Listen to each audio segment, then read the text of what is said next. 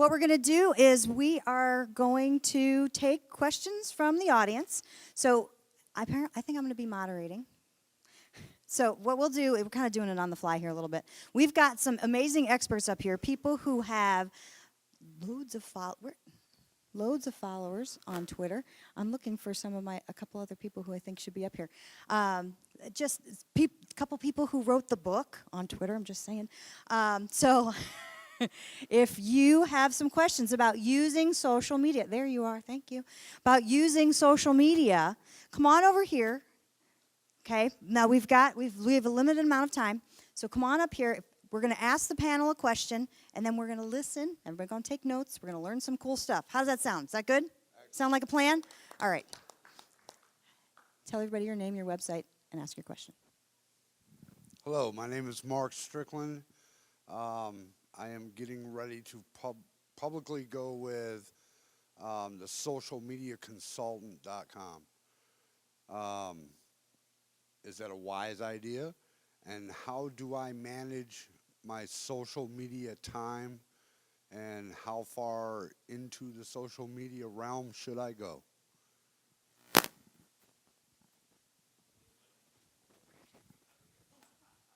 Where is it?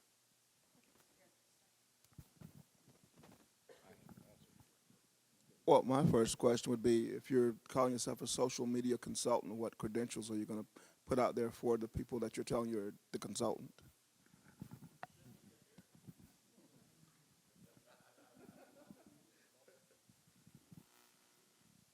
That was actually my question as well.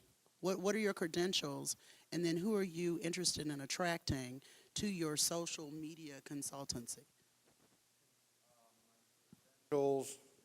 My credentials, I would say, are several years of social media experience, being on Facebook, LinkedIn, now with Twitter, personal consulting for small businesses. What I'm looking, I guess the market I'm looking towards is local small businesses that may want to start an internet presence. Okay, Bob is like about to take this out of my hand, but I just have one more question. Just one more question, Bob. When you say local small businesses, you know, the internet is like several million and billion strong. So who do you consider local, and why? Local as in my local community where I live.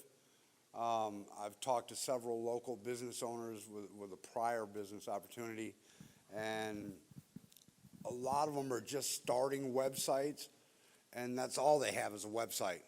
You know, they're not really moving traffic to it or using the other resources that we know about.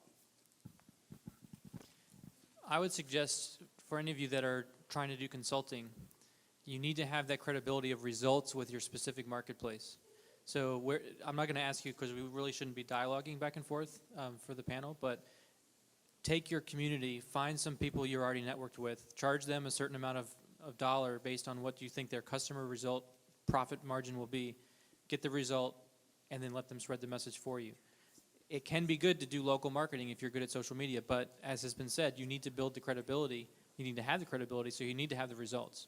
So be willing to sacrifice a bit on the front end of what you charge and so forth if you need to. You don't necessarily need to, but get the results. And that will tell you if that's something you should be doing or not. But you need to have the passion, and the people need to trust the passion that comes from you. All right, who's next? Come up. We're moving the line up here a little bit. I just wanted to say one thing. Then you need to get the testimonials up on your website, and again, as videos.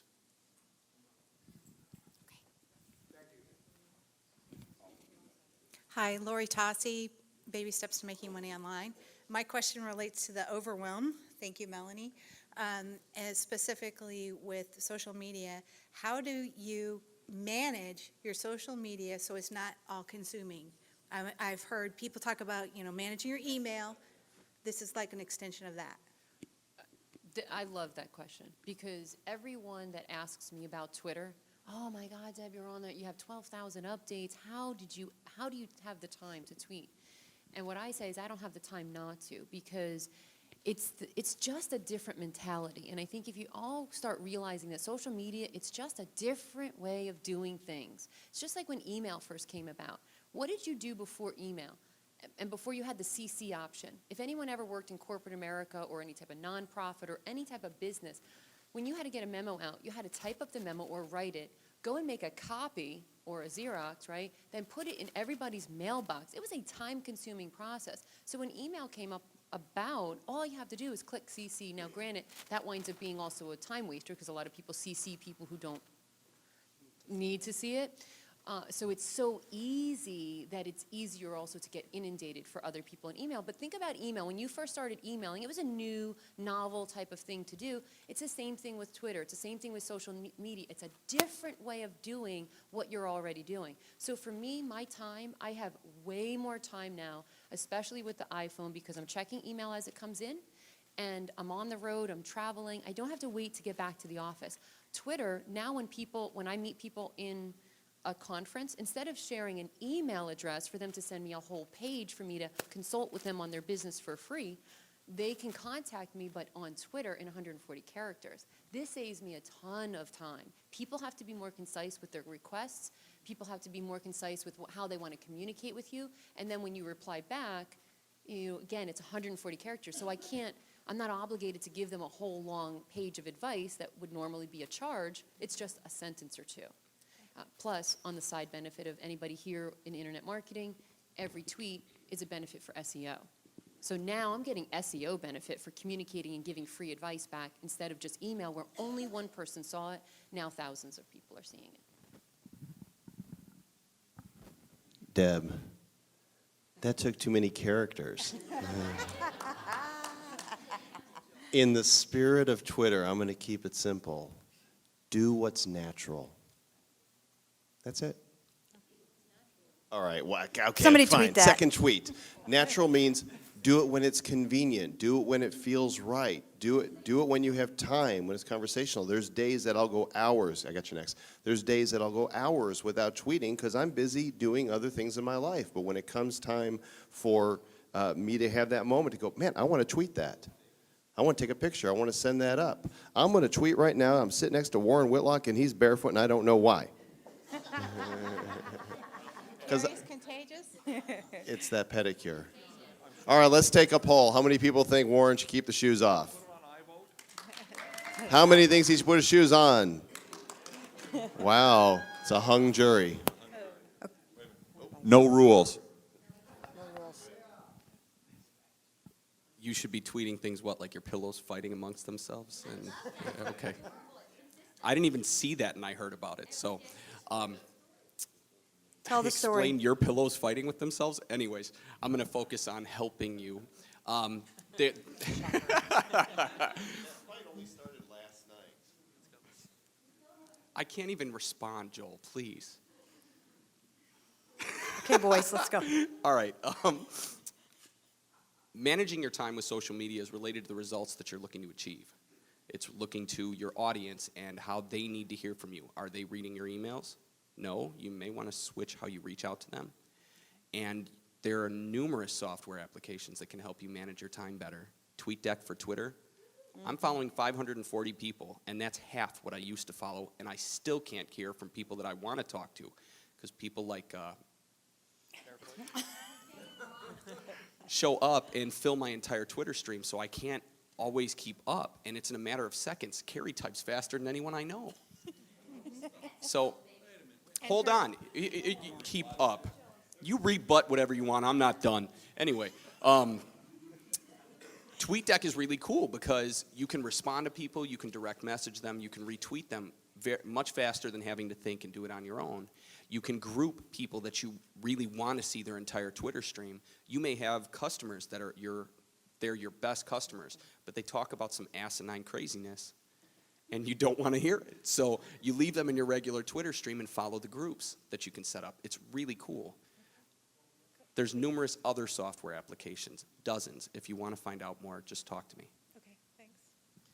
Give yourself permission to not listen. Just like you walk in this room and there's 8,000 conversations going on, you can't keep up with all of them. Give yourself permission to only listen to those that you need to listen to. okay? Second thing, tweetlater.com is a resource that I love. It sets up an alert for keyword phrases I need to pay attention to. I use my name especially, because sometimes they use the @Bob the Teacher. Most of the time they just write Bob the Teacher. And they might even ask me a question. I don't see it on Twitter unless I have this function of Tweetlater that sends it to me. I get a digest once or twice a day, and that's the response that I pay attention to. I take 15-minute blocks of time just for Twitter, go in, who's replied to me, who's asked me a question, that's who I talk to, shut it off, move on to the other productive things I need to do. Awesome, thanks. Dr. Cap says great stuff. I just had one comment. Easy Tweets is another one. If you're interested in attracting a certain type of follower and a certain type of ideal client to your content, you want to make sure that you're also giving a lot of good content. And Easy Tweets is a great way to do that. You can also tweet from Easy Tweets, but keep in mind when you're sharing content, you're not selling. You're really saying, what can I give you in 140 characters that's going to help you get to know me, get to understand how I can help you, and that will truly, genuinely help you in some area. So make it count. That was easy tweet. Very simple for all of you. Let's get off of only focusing on Twitter and let's talk about social media. And there's what I call an economy of action, to where you can take one action and one system and you will be able to be in 30 or 40 different places in 5 minutes from start to finish, and you do it, as Joel said, when it's natural. There are certain little plugins that you can get. For example, for Firefox, get Shareaholic, that will allow you to set up various places to mark your message to, set up your Google Reader, and the system you would want to do would be when you find an article or you write something worthwhile, better yet, find something of someone else, go in and mark it in your Google Reader, mark it in StumbleUpon through Shareaholic, then go to ping.fm and distribute it to the 25 or 30 other places you have, including Twitter, including Identica, including Rejaw, including Facebook, including LinkedIn, MySpace, the whole 9 yards, and you've done it in 5 minutes. The only time you really have involved initially is setting up your profiles. And that's how you do it. That's gold. You really want to use a system, just as Ron was just saying, and it is bigger than just Twitter. So make sure that you've got a little of each thing set up on a specific time period. So I have a system that I use for blogging that I then also use with other social media sites. So it involves things like social bookmarking and whatnot. I then have a page on my blog where I have my friend feed published. So no matter what I'm doing on any social network, it's going to show up in that friend feed. If you go to askggg.com/where's Gina, you can see what I'm talking about. If I take a picture from my cell phone, it goes in my friend feed because I post it to Flickr. That one page can actually make me more money than any other page I own, even though I never sell anything on it. So it's all about those little things that you're doing in a system. Make sure that you're systemizing it to daily, weekly, monthly kinds of things. Awesome. Okay, thank you so much. Next question. Mike me up. Hi, Cherry Sigmund, longestwiener.com. That's just a little site that I use for charity fundraisers for dogs. I'm doing social media on Facebook and Twitter mainly, but I have a more generic question, and it has to do with business models and viability of Web 2.0 as compared to the way business was done back in the 90s when I first got started. It's incredibly different. And right now, bottom line is I'm at a defining moment in my life, and I'm about ready to say goodbye to a high six-figure job in D.C., and I want to know, when I put all my eggs in the social media basket, which one should I go with? Or should I jump or should I wait? I mean, I'm serious. Okay, social media is not a job. Carrie Wilkerson, the Barefoot Executive. Social media is not a job. Right. Social media is a medium in which to leverage your communications, your connections, your credibility for compensation. Okay, everybody write that down. Really, we're not social media experts. We're business people, and we leverage social media, and the next thing that comes along, we will leverage that also. So don't put any eggs in any social media basket. You at home, don't put any eggs in a social media basket. It's a tool, just like the internet is a tool. It's not a business model. So you have a great job. You need to, one, have a plan and a strategy. Social media can be part of your plan and part of your strategy, but it can't be your business. So first you need to look at what your business model is. You need to make sure there's some continuity implemented in that so that you don't have all your eggs in the immediate funnel. But social media can be a powerful buzz tool, can be powerful education, and build your connections and credibility huge in a very short period of time. A lot of us up here, myself and Dave, have only been on Twitter like 5-6 months, and he's been on 2 months, and he's got like 16,000 followers, building up his brand and his credibility and all those kind of things. And I'll let him talk after I'm done ranting at you. But I teach people how to work at home. Don't just jump ship. Even if you're frustrated or mad or whatever, the dogs are defending on you. You need to know that you need to have a solid plan in place and a transition for financial, et cetera. If you're going to leverage social media, do that. But you've got to be very careful, and it's not a business model. Social media is not a business model, okay? Are you listening to me? Are you looking at me? Okay, good. Here's Dave. I knew you'd tell it straight. Hi, Dave Russell, Ninja Nerd. You may know me as Dave Rocks. It's just a funnel. The social media is the way in for people to get to know you.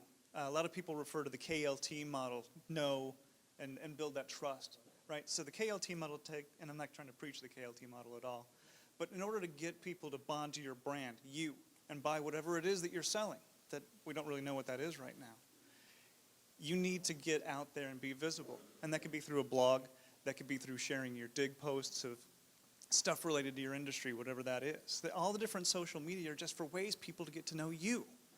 And when you choose to interact with them, that's you sharing a part of yourself with them. When they relate to you, then they're more willing to get whatever it is you try to sell to them. And that's where the money comes from, not by being social.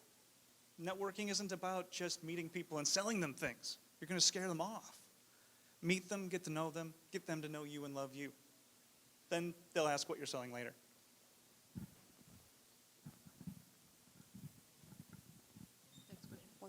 One more on that one. Yeah, that's probably the best advice you're going to get. I know your passion. Now, whether or not you can monetize that passion, social media may be the way to do that, but it is merely an arrow in your quiver.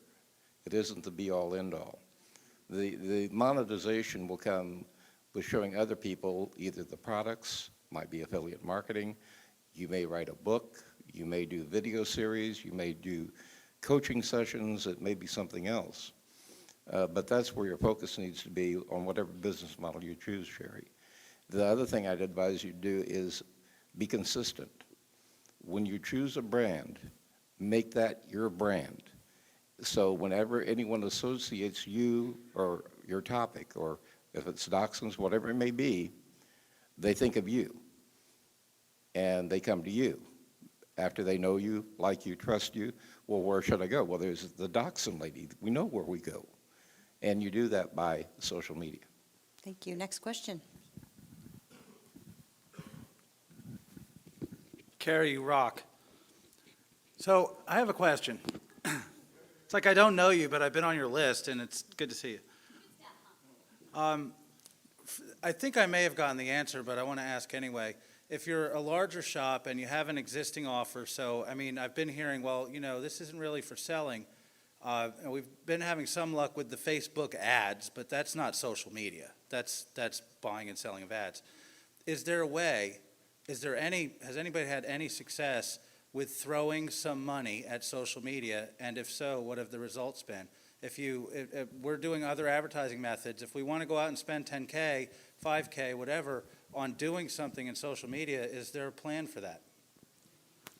It really matters what you're trying to accomplish. I mean, even people up here, I'm sure we all have very different goals for why we're on social media.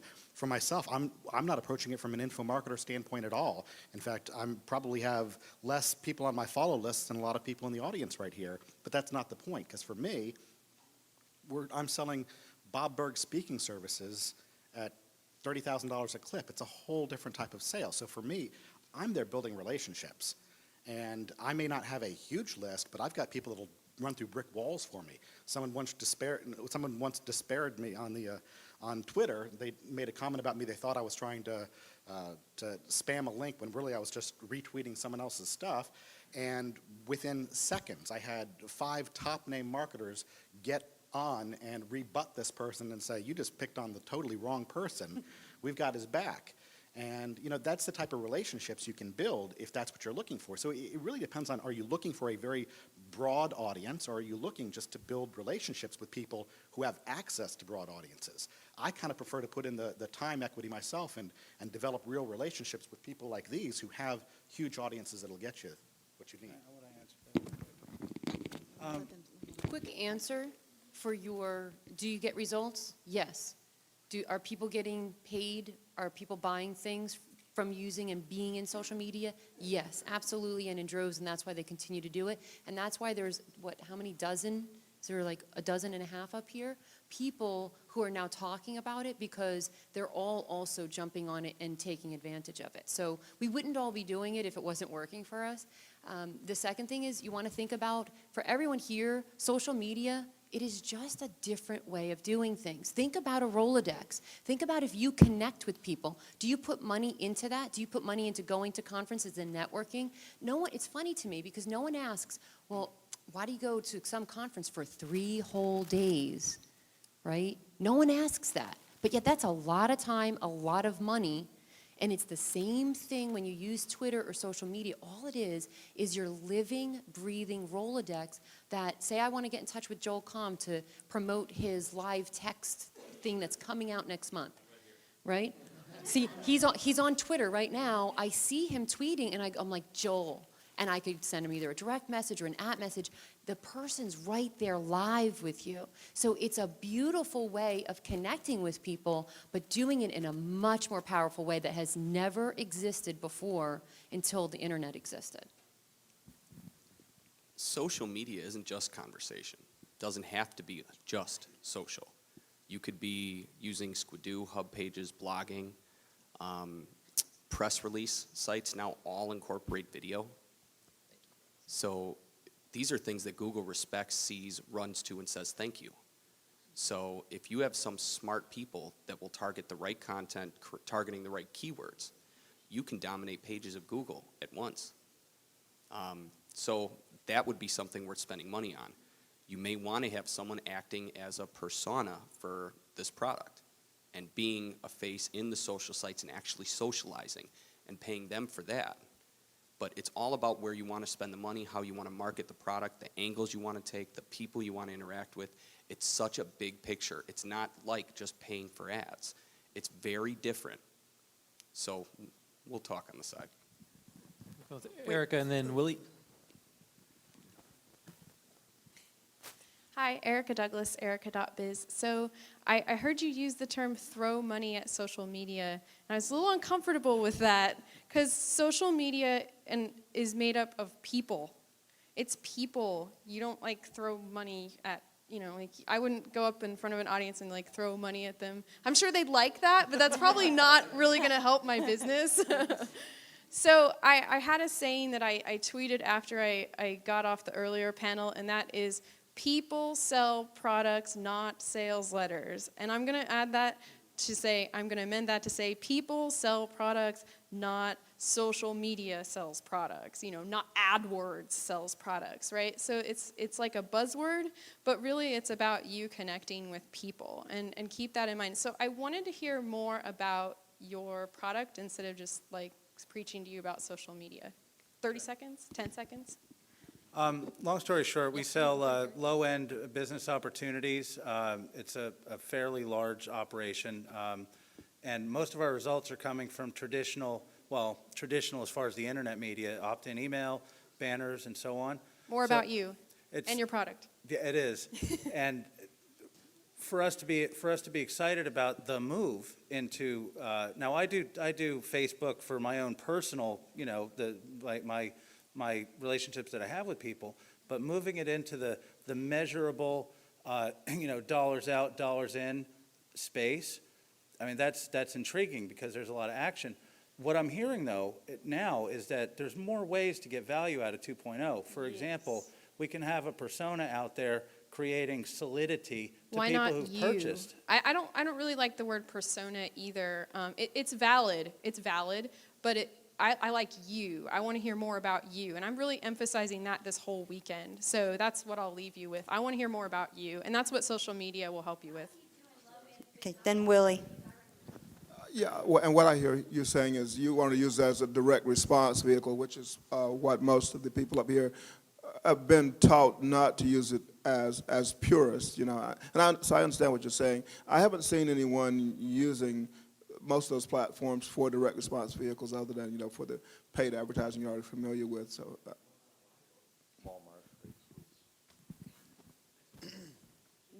This is Blake Goodwin, Video Optimize. I have thrown quite a bit of money at social media, and my results is that it didn't work when I was just throwing the money like on a YouTube pay-per-click campaign, for example, being on the videos in the right-hand side for my specific thing. But I think that it could work, and there's ways to get creative with it. I think social media is a great way to leverage the search engines, to be able to get into and get on top of page one of Google. So if you can identify, and you've already done pay-per-click campaigns and identifying the keywords that you want, you can create that buzz in the social media place, pushing you up where people are actually going, which is Google, Yahoo, MSN. People do go to these other great, you know, enormous social media sites. Mostly when people are looking for a biz opportunity or something like that, I think the starting point is Google, and that might be where your focus should be. Great, we're going to move on to the next question. Thank you. Hold it. I didn't. All right, go quick, real quick. I'm not sure I'm going to be quick or answer your question, but just as a background, Tom has probably sold more ebooks than everyone else in this room put together, and to the tune of millions of it. So I understand what you're saying about what, you know, where can you explore this. And I'm not sure this answers your question, but this is a basic thing that everybody really needs to understand in connection. The history of headlines. Why do we have headlines? If anybody ever looked into that, you'll find that when newspapers got printed, as they started getting bigger, you couldn't possibly read all of the articles, and people wanted to know which articles to read. So they came up with the headline idea. It's a short, little, pithy thing which kind of indicates what the article's about, so people could scan headlines, see what they want to read, and read it. Well, guess what? Here we are today, 2009, we've got Twitter, which limits us to 140 characters. That's kind of like a headline for the rest of the internet universe. And if you really think of it in that way, then you've got 140 characters to kind of indicate where the other stuff is, and people can use it to kind of migrate and navigate to those things. Great, thank you. Hi, everyone. James DeLong. My question is about social media. Speaking with Ron was talking about like ping.fm. I do use that, but I've been trying to wean everybody more towards Twitter because of the fact that it is 140 characters. My question to you guys is, how do you respond to the other social media sites if they're always, you know, direct responses back to you, like emailing or sending you messages back? Because I try to stay with one, focus on that, because it's easier to respond just to direct messages than go to Pounce, Plurk, and all those other ones, because that's very time consuming to do all those.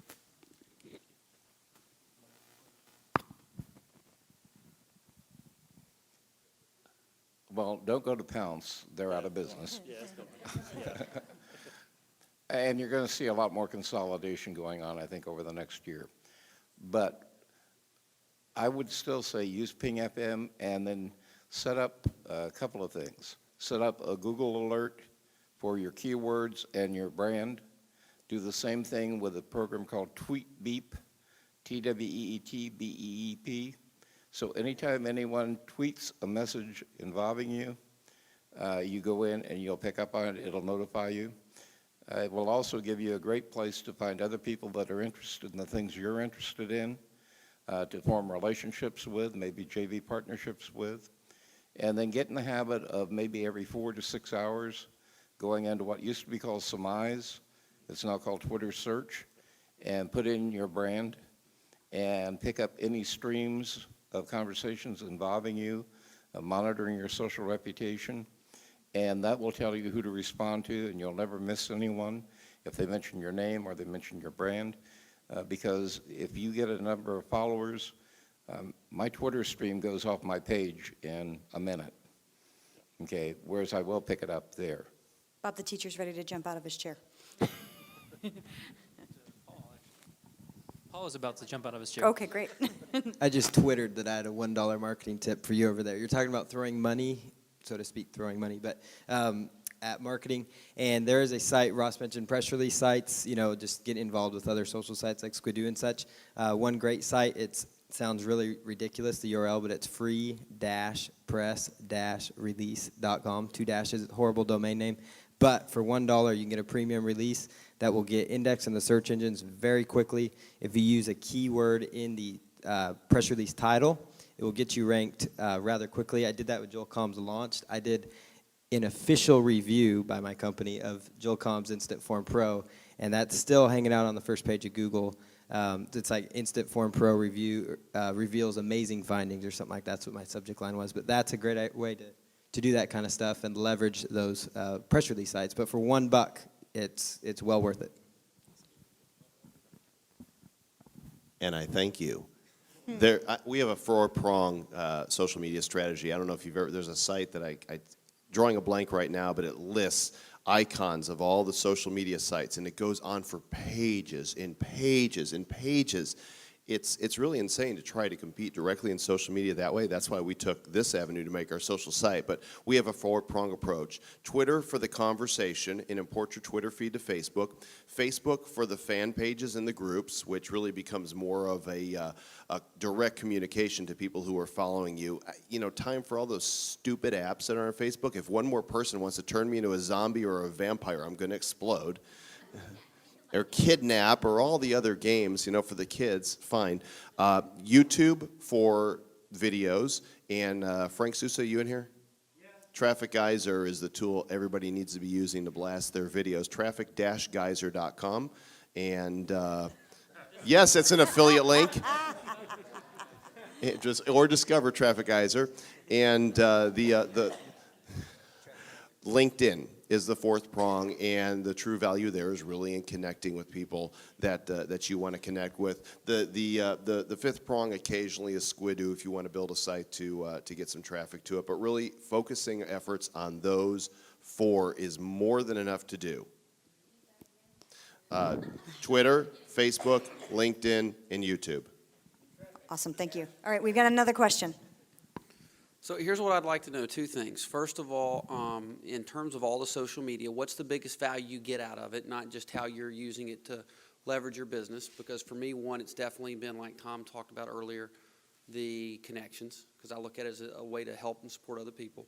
So what's the value you get? And then secondly, what's the value of being authentic and truly transparent? Not transparent when it's convenient, or creating the facade that you want other people to think. And what's the potential penalty if you're not like that and you get caught? We have Wendy, then Deb, then Dave, then Warren. Thank you for moderating from the stage. Wendy Wild with Group Mastery. The thing that I get most out of Twitter as a coach, I tend to work in isolation because I'm always on the phone. I'm always doing virtual calls. And so, Andrew, when I think about what I get most is the connection. And I know that other people who are on Twitter are also getting that same connection. I'm just starting to travel a little bit more and speak a little bit more. And what I've seen from that experience is the opportunity to actually put my eyeballs on the people that I've connected with, and it just grows a stronger bond with them. Ultimately, I like knowing that people are getting to know me and I'm getting to know people as well. And that encourages me to invest more in their services and their programs, in who they are and what they do, to form partnerships, to be in connection with people in such a way that my business is growing, I see their business is growing, and I know that I'm all part of that great circle. When you asked about transparency, like that's a social media word we hear bantered about in social media, and the more transparent, the better. But there's a certain strategy that comes with that. So I say be strategically transparent. and have a strategy for your social media. It's not something that you just get on and say, all right, I'm just going to go willy-nilly and just start talking about what I'm doing. Because that's where, or just spamming, or just putting links about yourself, or just being self-promotional. So get on there and observe. If you're very new to it, watch the influencers, see the people. What I did is I went to the top leaders of Twitter and saw what they were doing. How did they have the influence? Connect with those influencers, talk with the influencers. You'll get exposure and you'll get a deeper following.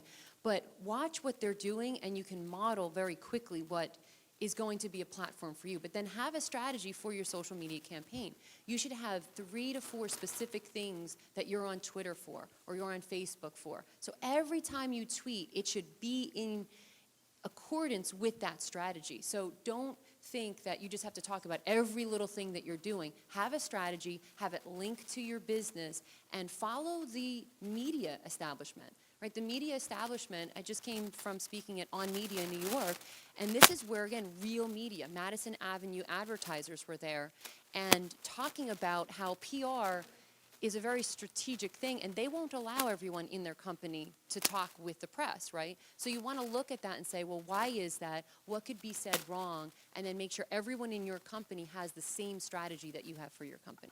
Where's Dave? Hi. So as far as the first question, I have the answer. Oh, great. Sorry, the value.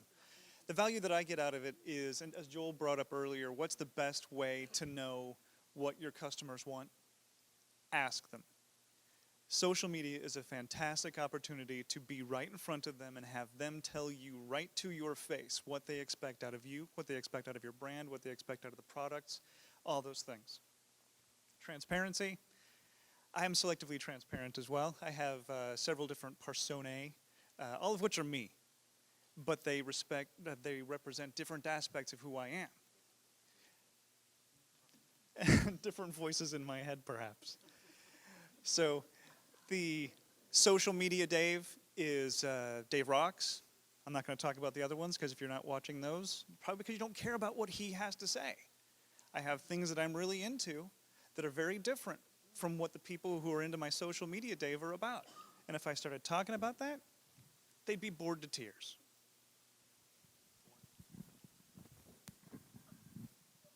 All right, we're coming back to my my favorite pet peeve here. You don't do social media, or, well, I'm sorry, my second pet peeve. My first is monkeys while I'm speaking. Hey, That was for the folks on Twitter waiting for that watching back on the stream. Okay, got it. Got it. And by the way, my name is Warren Whitlock. I've been asked by the Ustream people that we all say our names because apparently some of them are not in the room and don't know what we're talking about or who we are. But no, you don't do social media. You don't need a strategy for social media. You're just using this now to be more of you. The biggest thing I get out of being on Twitter and all of the social media, I use Twitter just because it's the best app right now. The reason I do this is because I get a chance to be more of me. I like me. I want to be me. I work on it full time. 24/7, I'm me. And I use the tools that allow me to do more of that, to connect with more people, to have more experiences, and have a richer life. And so no matter what you're doing, you just want to do more of that. Thank you. Hi, I'm Judy Jacobs, and my question is the appearance of your pages. I am charged with putting our new company on the various social pages, and I have seen company pages, and I've seen real people. How do you feel about one versus the other on the various media?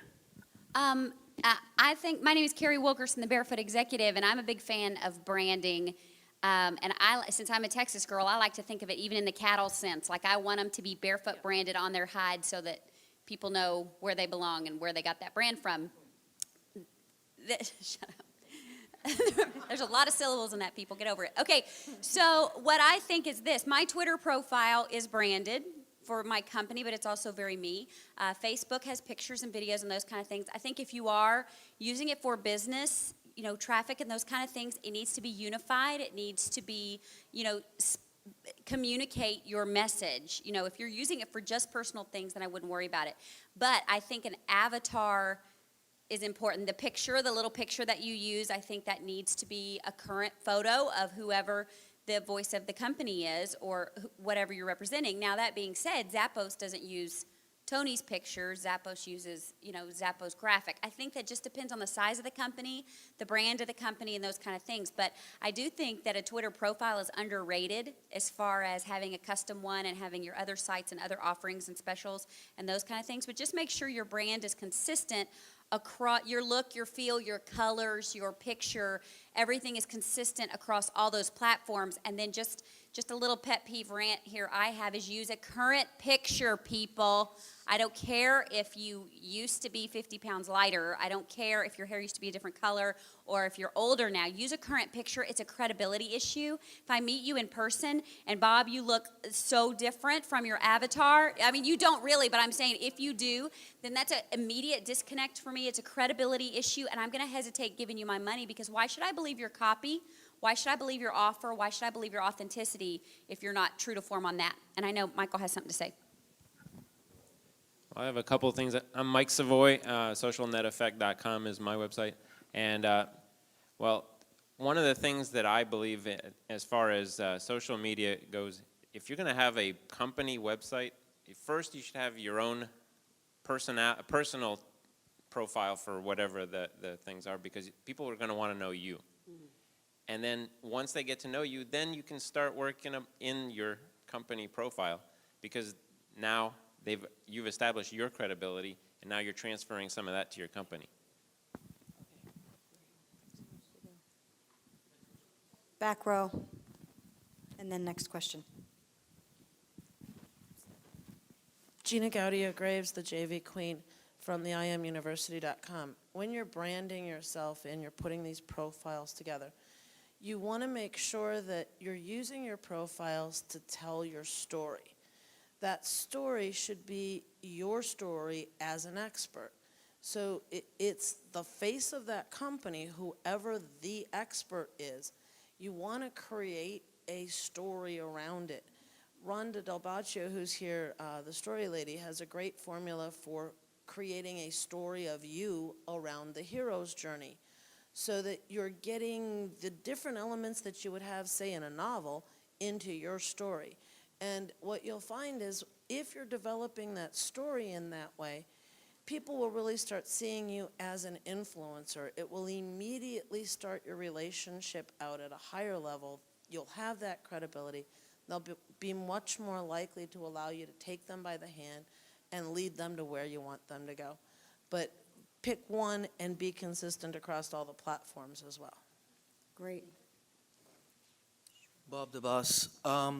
We're launching a contest next week, and I wanted to know if there is a best time to launch that contest, meaning is there a time when most people are on Twitter, and which day maybe is the best day for that? Is there some kind of best day? And second question, do you think that the best way to launch a contest, should it be a high-ticket item, maybe one or two high-ticket items, $2,000, $5,000, or should it be 10 items between $300 and $500? Second question, I think simplicity is the key whenever you're launching a contest or anything else. Some other people may say more than that, but simplicity is the key. If that's 2, if that's 10, whatever makes it simple. On your first question, I think it depends on who you're wanting to attract to your contest in terms of when you tweet, what time you launch, and when you send certain tweets. I also think that when you look at who you're trying to attract and who you really want to be involved in the contest, what you want to make sure you're focusing on is when you're going to get the most visibility of your tweets. It's also about conversation. Now, Ross says that conversation is not the only reason to tweet. I kind of believe that you also tweet when you're launching something, when you're promoting something, and you're still in conversation. Because people have questions about what you're tweeting about. People are still getting to know more about you. They want to understand more about what you do. You're still exposing and showcasing your expertise to them. And so anything and everything you tweet in that 140 characters or on Facebook or wherever you're going to, post your information, you're still giving them an opportunity to see your credibility, to understand who you are, what you do, and how you can help them solve whatever the problem is your contest really addresses for them. I'm Wendy Y. I'm with Group Mastery. It's real easy. You have followers on Twitter. These are the people you are going to talk to when you post a tweet. Ask them. Because there's no good time, because your people are different. If your people are all in the Middle East, they're going to answer a different time than something else. Want to know what to give away, when to give it away, what to do? Ask them. And be transparent. Make it a conversation with them about what's going on. And if it's not a conversation, if you think you need to broadcast something on it, you're in stage 2, and you're not having a conversation. Once you figure out it's all conversations, then you'll be able to move ahead. And just ask them, and they'll tell you. Use Instant Form Pro to generate a survey.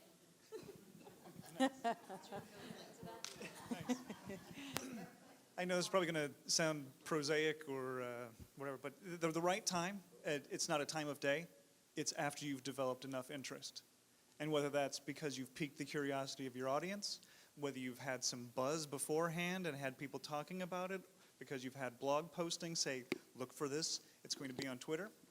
The right time is not a time of day. The right time is a frame of mind. Ditto to that. Yeah, I'm in Hawaii. It's Coach Deb, by the way, for the Ustream people. I'm in Hawaii, so first when you ask, well, when are people on Twitter? They're always on Twitter. I mean, I could be on Twitter forever, and I think that's where a lot of internet marketers in the beginning, when they were just joining Twitter, they unfollowed me because I was filling their stream because they weren't following a lot of people. So I was busy at night, so by the time they came in the morning, I was having all these conversations with people on the West Coast and Hawaii and then Australia.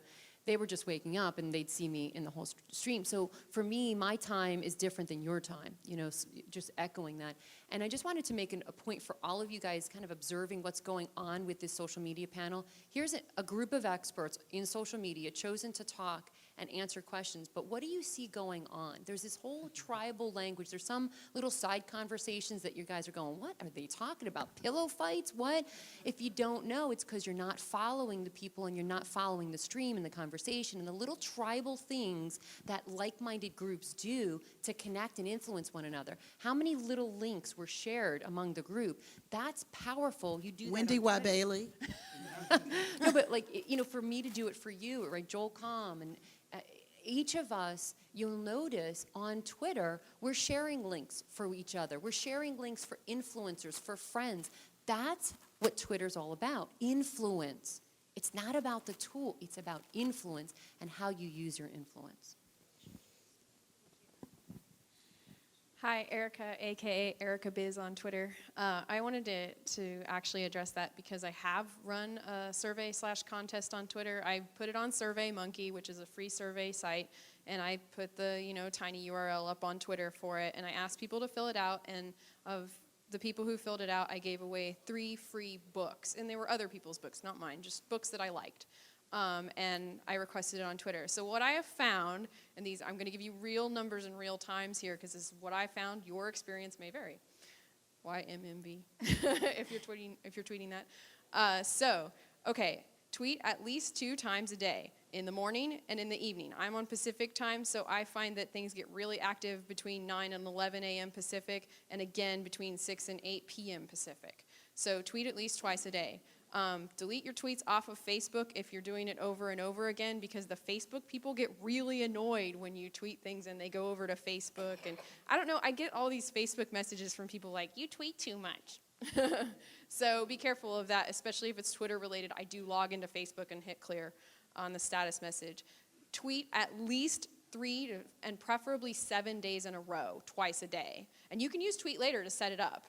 So, you don't have to log in all the time and do it. But keep in mind that every time you tweet, you're going to reach different people because it's different times of the day. So I wanted to give you some concrete info. We have Joel and then Blake, and then we'll go to the And then we're next going to question. wrap up, yeah. Oh, last question.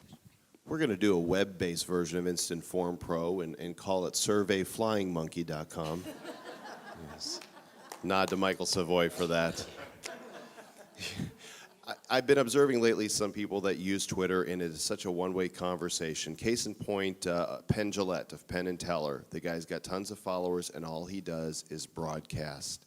And I've tried to get his attention, but he doesn't pay any attention. He just sees it as a way for him to put his stuff out there. And people get turned off by that. They'll follow him initially because he's a celebrity, and then they'll unfollow. And you know, I'm really disappointed with the people handling the Obama Twitter account. They built it up, got the most followers on there, and they've tweeted once since Election Day. One time. There's no interaction. If they're going to use social media right, then they need to use it right.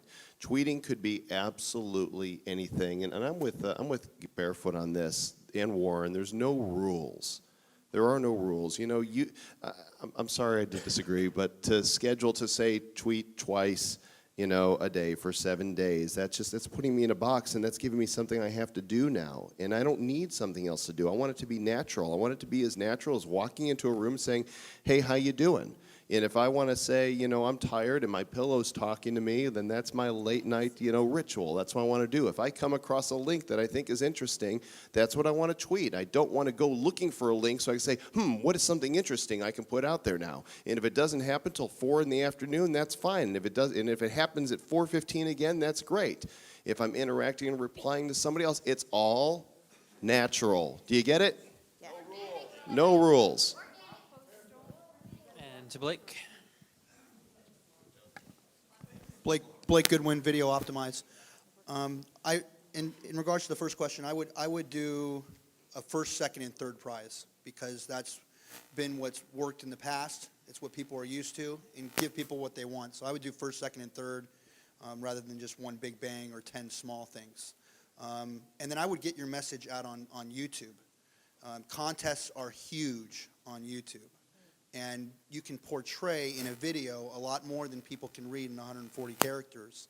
In a video, you can get your message across, and you'll find that I think you'll get 3 to 4 times the conversions at a bare minimum. And then you take the video you created and you put it on Twitwall or some of the other applications that are there, and that will then post your video to Twitter so that you've got the video out to your Twitter audience. But Joel's right. It's whenever's natural. How many times a day do you think about this contest? Whenever you're thinking about it, that would be the time to write about it. Great, thank you.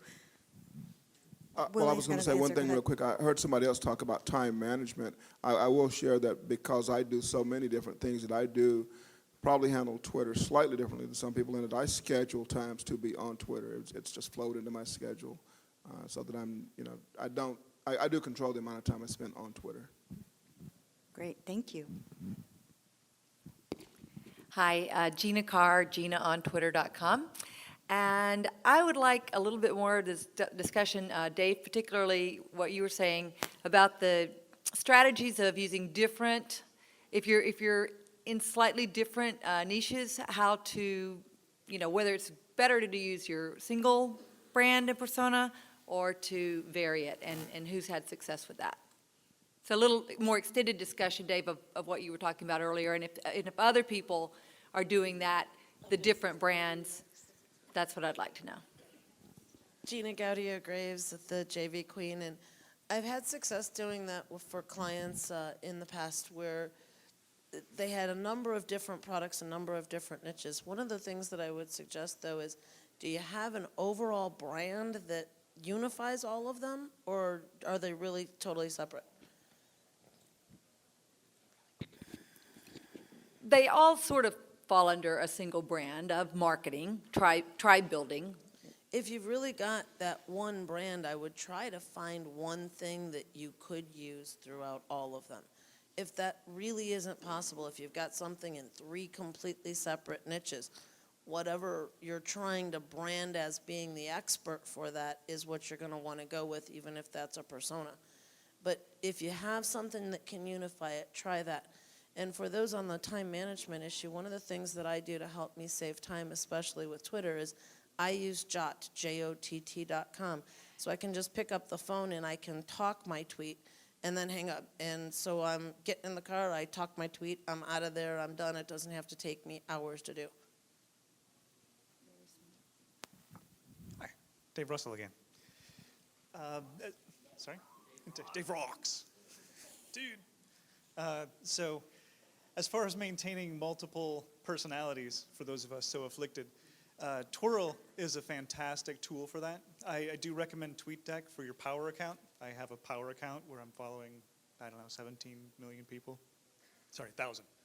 And some 17,000 follow me back, at least some of the time. But the Twirl is great for creating niches where you have 200, 300 followers that are very interested in a very specific thing so that you can focus on that exact, and I hate to use the word market, but that's essentially what you're looking at it as, all right? People who are thinking of you in a certain way and are curious about a certain topic. And I would say don't cross the streams. And I know, that's pretty darn nerdy, but the Ghostbusters thing really applies. If you start bleeding them into one another, then people get confused about that particular message you're trying to send. I'm going to bed now? That can go on all of them. But your really cool thing about a certain niche type of thing, oh, Android's out. Most of the people aren't going to care that are in your how do I bake good cookies, right? So I hope that helps. Try not to do too many profiles that you're not able to keep up with also. Because if you have the ability to engage with them at first, but then you're gone, like the example Joel gave with the Obama campaign after the election, then you're going to kind of toss away that credibility and the loyalty that you built up. So try to pick the one that you're the most passionate about and the audience that's the most passionate, because they're going to be the ones that spread your message faster than the other niches that perhaps are good monetarily at some level, but maybe they're not good as much for the conversation. Quick tool, Corey, where are you? There's Corey. Corey's got a new service called Tweepler, TWEEPLER.com, that lets you manage your followers. Pretty easy to see who's following you and who you're following and shuffle them back and forth. So good tool, like it. Who wants the mic?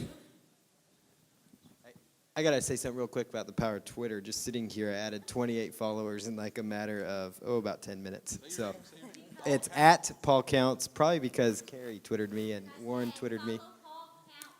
Look at the power of it right there.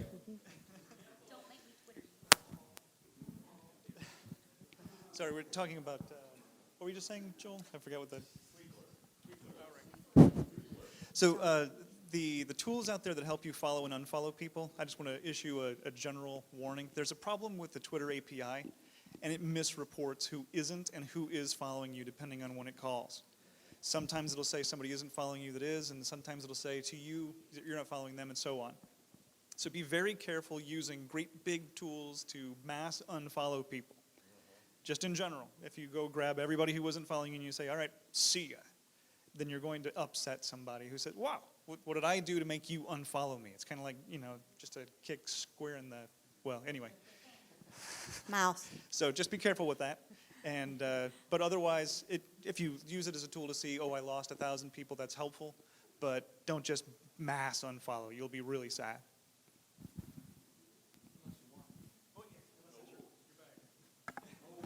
Just with the multiple profiles, just a quick, I started that when I first began. I had Deborah Misak for the internet marketers who wanted to follow a quiet person, and I didn't tweet that much. And then I had Coach Deb where I was actively tweeting. And then there were several others for my members, coaching club clients. But by far, say the 5 or 6 others that I started that were quiet compared to the Coach Deb that has 13,000 followers, for anyone who thinks you shouldn't tweet a lot, I have 13,000 followers on the one that I tweet the most. So that's just a lesson for people who think that, oh, you can only tweet so much. It is not true, especially if you want to build influence, a following, and that visibility, because that's really all Twitter is. It's PR. It's recognition, just like you would do for product recognition. The more you go out there, the more you're connecting with the right people. So don't be afraid to tweet a lot. And my recommendation is don't worry about all the different profiles because you're going to bag most of them. Set them out in the beginning to lock them up and then find out what you resonate the most with. And wherever you tweet the most and get the most following, that's the one you keep and that's the one you nurture. personally, for me, if I were to do different niches, I would tend to do that within Facebook, do it on fan pages there. That's a natural marketplace for that. That's a medium where you're broadcasting to people who've already recognized that that's what they're into. For me, for Twitter still, it all comes back to relationship. It all comes back to a conversation. And so having multiple personalities on there, I think if you've got multiple personalities, it probably works for you. But if not, I tend to be a fully integrated human being as far as that goes. And I got to tell you that the fact that I may end the night saying I'm off to read Dr. Seuss with my youngest, you know what? That actually tightens some of my relationships, that they're more likely to call me for their next event or to do business with me in another area. And that's okay. To me, Twitter is just one big party 24 hours a day, 7 days a week. And you can use it the same way people use parties. You got some people around saying, you know, they're passing out their card to everybody and walking on through and not listening to a single thing people are saying. And you've got other people that are talking about business. Some people are talking about, you know, their families or the great recipes they came up with. It's okay. It's a relationship. Just one tip on that I learned this past week is my Twitter ID used to be SparkyNM because when I started, way back when Twitter started, it was cool to have a lingo term. But I just changed my name to my real name, John Kramer, which is my brand, and the number of subscribes and followers has increased about 10 times. So if you have a recognized brand, you should use it, not take something crazy or something like that.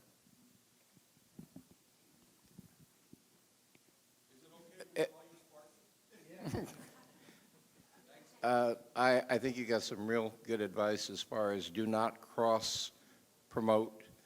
I mean, if you are the quilt lady, be the quilt lady for the quilters. If you are a working-home mom, be working-home mom for the others. But don't be the working-home mom that does quilting, okay? The other thing is don't neglect that little old site out there called MySpace. Because MySpace, you can go into and build your credibility for each of your niches a lot easier than you can with other places. Because you go in, and as long as you have a unique email address, you build your brand there for whatever your niche might be. And then you find other people that are prominent in that niche, and you focus them on your front page. So when people go into the profile, they see other quilters there on your profile. If they're not interested in quilting, you don't want them there. You don't want to allow MySpace to determine who shows on your front page of your profile.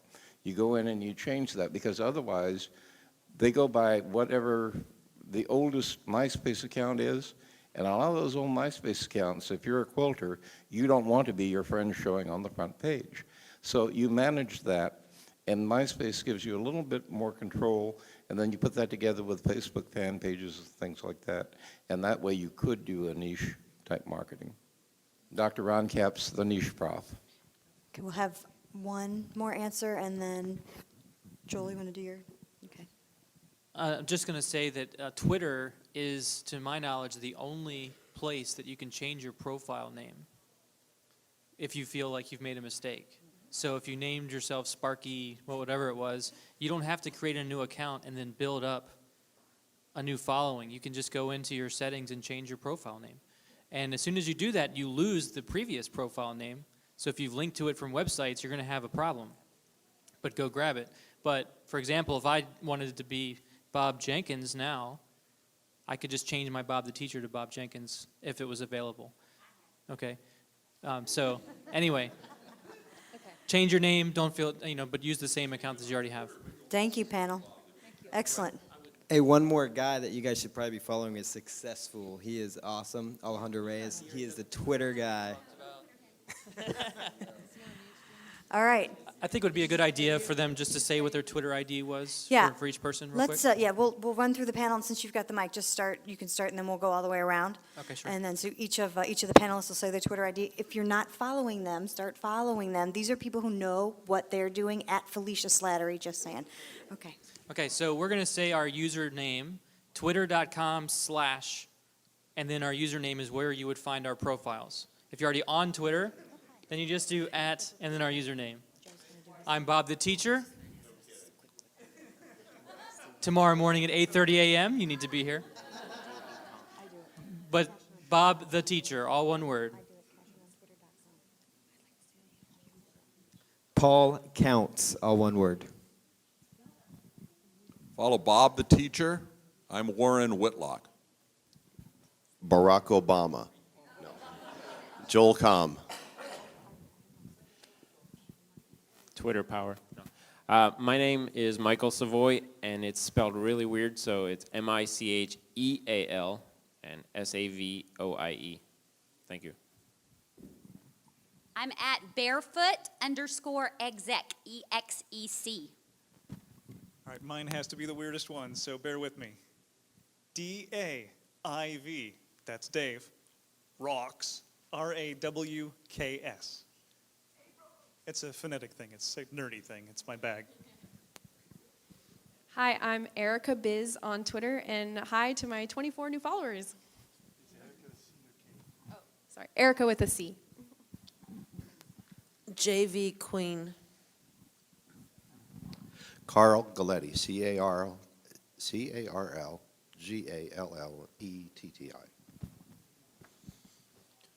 Video optimize. Niche Prof, Niche, P as in Paul, ROF as in Frank. Willie Crawford. John Kramer. Kramer is Kremer.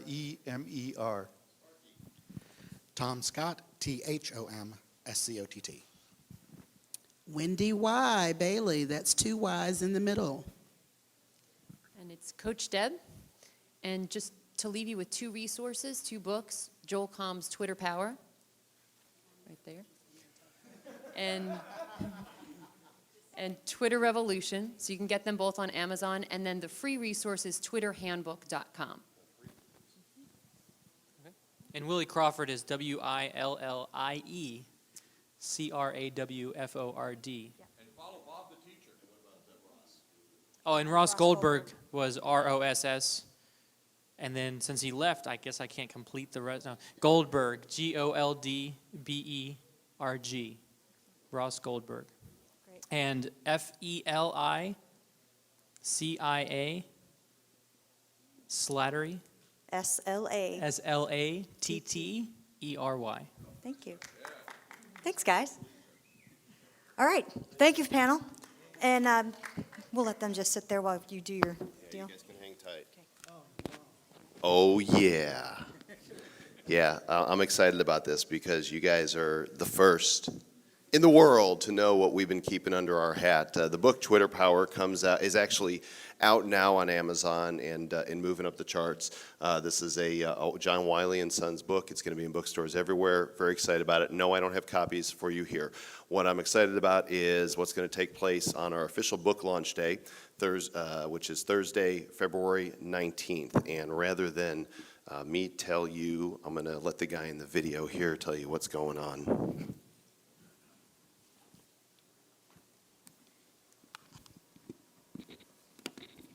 Need sound here? We got sound in this here?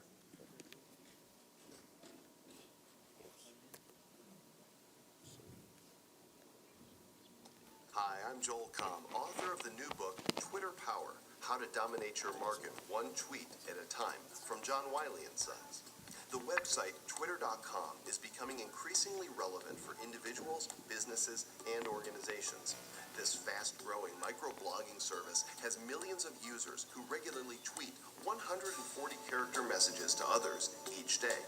Home-based entrepreneurs and businesses such as the Home Depot, Starbucks, and Comcast have a very visible Twitter presence, and they're leveraging it to provide excellent customer service. Yes, smart businesses, both small and large, are now using Twitter to build relationships, enhance brands, and drive more sales. Once you know how to use it properly, Twitter is powerful. On Thursday, February 19th, we're going to demonstrate just how powerful Twitter is with the world's first live broadcast tweet-a-thon to raise money for a very worthwhile cause. I'll be hosting the Twitter Power Tweet-a-thon, a 12-hour special event featuring some of the biggest stars on Twitter.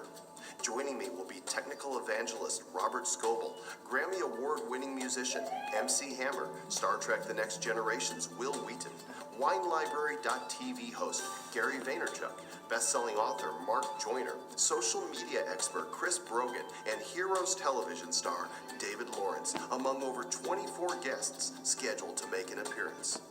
With guests both on-site and remote, the Tweetathon will be streamed live from our studios in northern Colorado at www.tweetathon2009.com.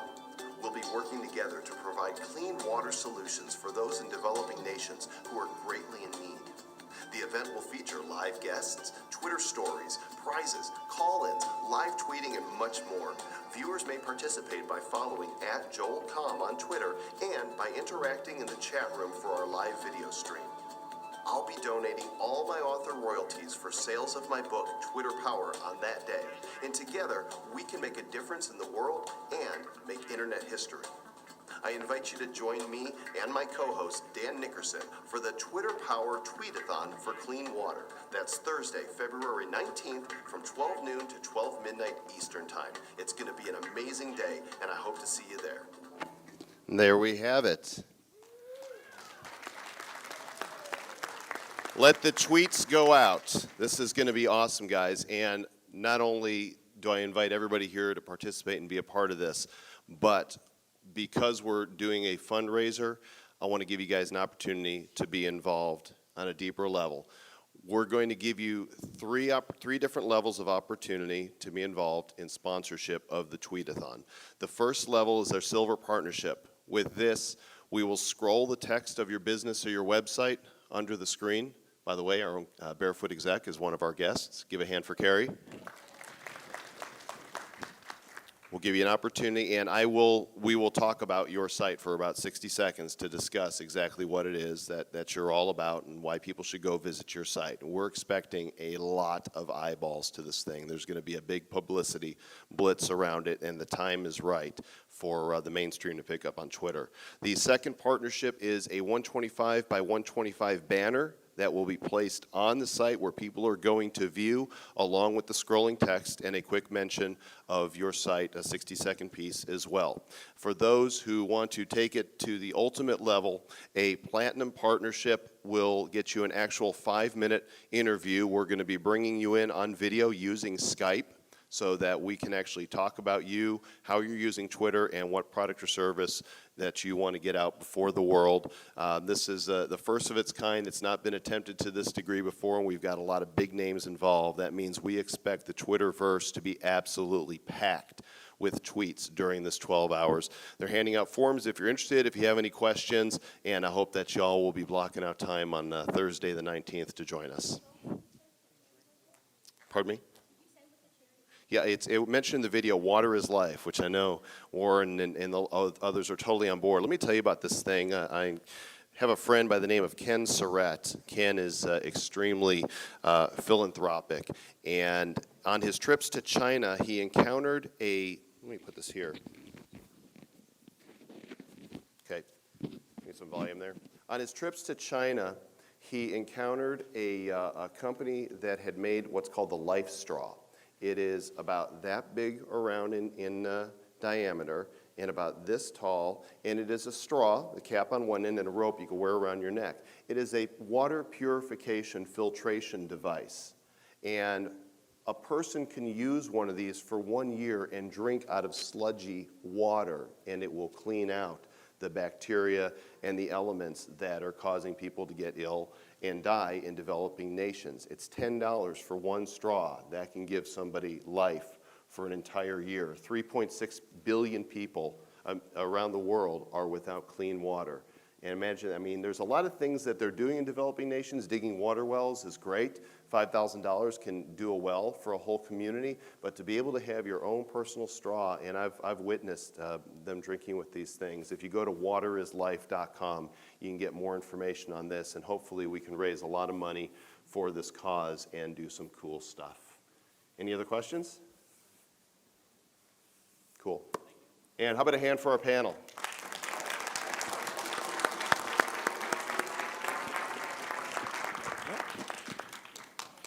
And how about a hand for Felicia? That's going to be an awesome opportunity to get involved in. If you want millions of people to see your name, I'm going to guess. I'm going to guess. Yeah, that's huge. It's going to be, all right. Billion people. All right, folks, so, wow. You guys are awesome. You guys were awesome. Let's give them another hand. They were amazing. Really great. Really great. Thank you so much, panel. Whew. Anybody else tired? Was this an awesome day or what? Awesome. We have another day of awesomeness tomorrow. I know. Awesome. If that's not a word, I just made it up. I don't care. 8:30 with Bob the teacher. Now listen, 8:30 on Sunday morning after 2 days so far an event. I know, it's tired. You're going to be tired. It's going to be hard to drag yourself out of your bed. You're going to go out and you're going to have fun tonight. But listen, is he going to preach? He's going to teach. He's fabulous. Remember your favorite teacher in high school? Do you remember? Okay, he's better than that. He's really great. So make sure you're here. And for those of you who are up early, we do have a prize in the morning that will be donated, and you will be happy with this prize. So get here. We're starting at 8:30 on the dot. If you're here at 8:30 on the dot, you'll be eligible to win the next valuable prize. So, and you don't want to miss Bob. We've got a big day tomorrow. So listen, folks, have a great night. Have some fun. Go nourish yourselves. Do not lock yourself in your hotel room. The JVs happen starting now.